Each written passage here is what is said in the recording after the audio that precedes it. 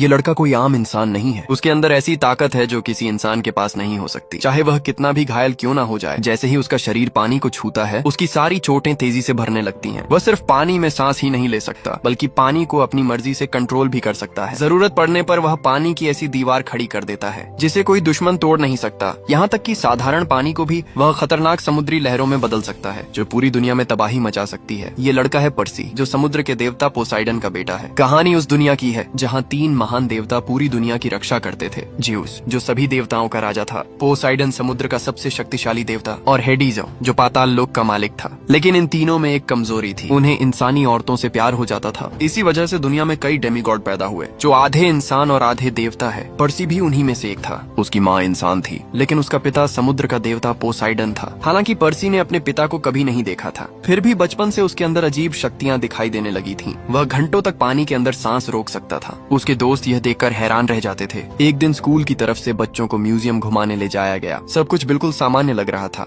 लेकिन तभी उसकी टीचर ने उसे अकेले एक कमरे में बुलाया। पर्सी धीरे धीरे उसके पीछे अंदर चला गया। उसे बिल्कुल अंदाजा नहीं था कि उसकी जिंदगी अब हमेशा के लिए बदलने वाली है। जैसे ही वह कमरे में पहुंचा, उसकी टीचर अचानक एक खतरनाक राक्षसी देवी में बदल गई। वह ऊंची शेल्फ पर चढ़ गई और अपने नुकीले दांत और पंजे दिखाते हुए बोली, तुमने ज्यूस का बिजली वाला हथियार चुराया है, वो कहाँ है? पर्सी घबरा गया। उसे समझ ही नहीं आया कि वह क्या कह रही है। वह पर्सी पर अटैक करती है। वह बार बार कहता है कि उसने कुछ नहीं चुराया, लेकिन तभी म्यूजियम का क्यूरेटर वहाँ आ गया, जो असल में पर्सी का रक्षक होता है। उसने उस राक्षसी देवी को धमकाते हुए कहा, अगर तुमने इन्हें नुकसान पहुँचाया तो मैं तुम्हें खत्म कर दूंगा। यह सुनते ही वह देवी वहाँ से भाग गई। इसके बाद पर्सी को सच्चाई का पता चलता है। असल में कुछ दिन पहले ज्यूस का सबसे ताकतवर हथियार चोरी हो गया था और किसी ने इल्जाम पर्सी पर लगा दिया था। ज्यूस को यकीन था कि ये काम पोसाइडन के बेटे ने किया है। उसने गुस्से में पोसाइडन को धमकी दी, अगर 14 दिनों के अंदर हथियार वापस नहीं मिला तो देवताओं के बीच भयानक युद्ध शुरू हो जाएगा। पोसाइडन अपने बेटे को बचाना चाहता था, इसलिए उसने पर्सी की सुरक्षा के लिए रक्षक भेजे थे। पर्सी अब खतरे में था, क्योंकि उसकी असली पहचान सबके सामने आ चुकी थी।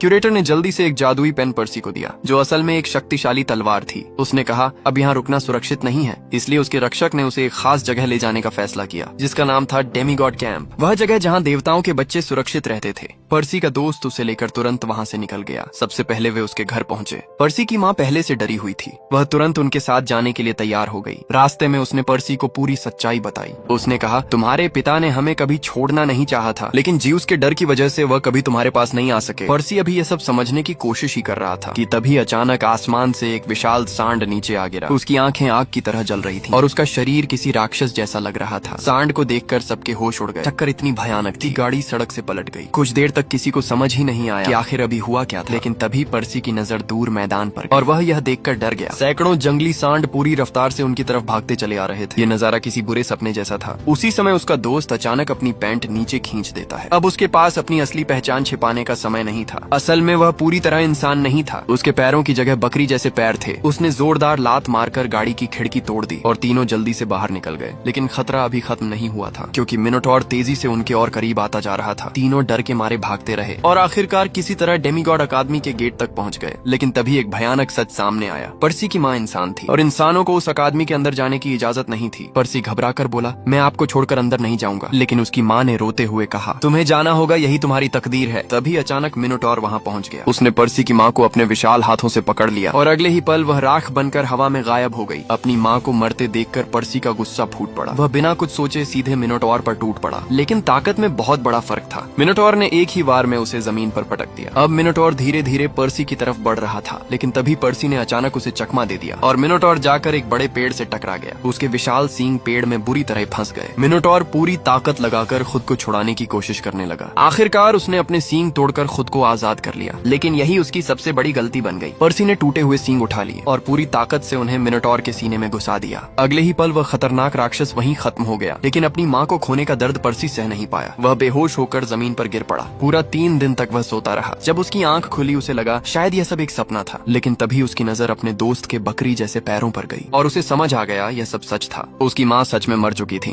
कुछ समय बाद अपने दुख को दिल में दबाकर पर्सी ने एक बड़ा फैसला लिया। वह ज्यूस से न्याय मांगने वाला था, लेकिन उससे पहले उसे डेमीगॉड अकादमी में ट्रेनिंग लेनी थी, क्योंकि अब सिर्फ ताकत ही उसे सच तक पहुंचा सकती थी। अकादमी में रहते हुए पर्सी की मुलाकात एक खूबसूरत लड़की से हुई। उसका नाम था एना। वह युद्ध की देवी एथेना की बेटी थी। पर्सी उसे देखते ही पसंद करने लगा। लेकिन एना बाकी लड़कियों जैसी नहीं थी। वह बेहद तेज और खतरनाक फाइटर थी। एक दिन ट्रेनिंग के दौरान इंसान दोनों आमने सामने आ गए। शुरुआत में मुकाबला बराबरी का लग रहा था, लेकिन कुछ ही सेकंड में एना ने पर्सी की हालत खराब कर दी। सब लोग उसका मजाक उड़ाने लगे। तभी अचानक पर्सी को एक अजीब आवाज सुनाई दी, पानी में जाओ, पानी तुम्हें ताकत देगा। पर्सी धीरे धीरे पानी के पास गया और अपना हाथ उसमें डाल दिया। जैसे ही पानी उसके शरीर को छुआ, उसके सारे घाव तेजी से भरने लगे। उसे महसूस हुआ उसके अंदर अचानक नई ताकत आ गई है। अब पर्सी पूरी तरह बदल चुका था। वह दोबारा उठा और आसानी से अपने सारे विरोधियों को हरा दिया। यह देखकर सब लोग हैरान रह गए, यहाँ तक कि एना भी पहली बार उससे प्रभावित हुई। धीरे धीरे दोनों के बीच दोस्ती बढ़ने लगी। लेकिन उसी रात जब पूरा कैंप जीत का जश्न मना रहा था, अचानक शांत जलती आग भड़क उठी। आग के बीच से एक खतरनाक राक्षस बाहर निकला। वह था अंडरवर्ल्ड का राजा हेडीज। उसकी मौजूदगी से पूरा माहौल डरावना हो गया। हेडीज ने सीधे पर्सी की तरफ देखा और कहा, तुम्हारी माँ अभी जिंदा है। ये सुनते ही पर्सी चौंक गया। फिर हेडीज उससे कहता है, अगर तुम ज्यूस का बिजली वाला हथियार मुझे लाकर दे दो तो मैं तुम्हारी माँ को वापस लौटा दूंगा। हालांकि पर्सी को ज्यूस का हथियार कहाँ है इस बारे में कुछ भी नहीं पता था, लेकिन अपनी माँ को बचाने के लिए उसे हर हाल में अंडरवर्ल्ड जाना ही था। उस रात जब पूरा कैंप सो रहा था, पर्सी चुपचाप अकेले निकलने लगा। लेकिन तभी उसके दोनों दोस्त वहाँ आ गए। एना ने साफ कहा, अब यह मिशन सिर्फ तुम्हारा नहीं है, हम भी तुम्हारे साथ चलेंगे। फिर एना को एक इंसान याद आया जो उनकी मदद कर सकता था। वे तीनों तुरंत ल्यूक के पास पहुँचे। ल्यूक मैसेंजर गॉड हर्मीस का बेटा था और उसे अंडरवर्ल्ड का रास्ता पता था। ल्यूक ने उन्हें चेतावनी देते हुए कहा, नर्क के अंदर जाना मुश्किल नहीं है, असली समस्या वहाँ से जिंदा वापस आना है। फिर उसने उन्हें एक जरूरी बात बताई, अगर उन्हें अंडरवर्ल्ड से बाहर निकलना है तो पहले 3 जादुई हरे मोती ढूंढने होंगे। वही मोती उन्हें मौत की दुनिया से बाहर ला सकते थे। इसके बाद ल्यूक ने पर्सी को एक खास तोहफा दिया, उड़ने वाले जूतों की एक जोड़ी और एक जादुई ढाल। अगली सुबह तीनों अपने सफर पर निकल पड़े। मैप के हिसाब से पहला हरा मोती एक पुरानी एंटीक दुकान में छिपा हुआ था। दूर से वह दुकान पूरी तरह टूटी फूटी लग रही थी, जैसे वहाँ कई सालों से कोई आया ही न हो। लेकिन अंदर का नजारा और भी डरावना था। पूरी दुकान में पत्थर की अजीब मूर्तियां रखी हुई थीं। हर मूर्ति के चेहरे पर डर साफ दिखाई दे रहा था। यह देखकर पर्सी का दोस्त अचानक घबरा गया, क्योंकि उन मूर्तियों में से एक उसके अपने चाचा की थी। अब उन्हें समझ आ चुका था, यह जगह बिल्कुल भी सामान्य नहीं थी। यह जगह मेडुसा का अड्डा है, वही खतरनाक राक्षसी औरत जिसकी आंखों में देखने वाला इंसान पत्थर बन जाता था। तभी अचानक एक खूबसूरत औरत धीरे धीरे उनके सामने आई। उसने अपनी आंखों पर काला चश्मा पहन रखा था, लेकिन जैसे ही उसने अपना चश्मा उतारा, तीनों ने तुरंत अपनी आंखें बंद कर लीं। उसी समय वहाँ से गुजर रही एक औरत ने गलती से मेडुसा की तरफ देख लिया और अगले ही पल वह पत्थर की मूर्ति बन गई। मेडुसा चालाकी से उन्हें अपनी बातों में फंसाने लगी ताकि वे उसकी आंखों में देख लें। लेकिन पर्सी ने तुरंत एक तरीका सोच लिया। उसने अपने फोन की स्क्रीन में मेडुसा का रिफ्लेक्शन देखा और उसी के सहारे तलवार चलाकर उसका सिर काट दिया, जिससे मेडुसा खत्म हो चुकी थी। फिर पर्सी ने उसकी कलाई से पहला हरा मोती निकाल लिया और मेडुसा के कटे हुए सिर को एक बैग में रख लिया। कुछ देर बाद तीनों दूसरी जगह पहुंचे। उन्होंने रात होने का इंतजार किया ताकि कोई उन्हें देख न सके। फिर उन्होंने अपना मिशन शुरू किया। पर्सी ने अपने उड़ने वाले जूते पहने और तेजी से ऊपर उड़ गया। आखिरकार उसने दूसरी मूर्ति के पास छिपा हरा मोती निकाल लिया। सब कुछ आसान लग रहा था, लेकिन तभी पीछे से एक डरावनी आवाज आई, हम तुम्हारा ही इंतजार कर रहे थे मिस्टर पर्सी।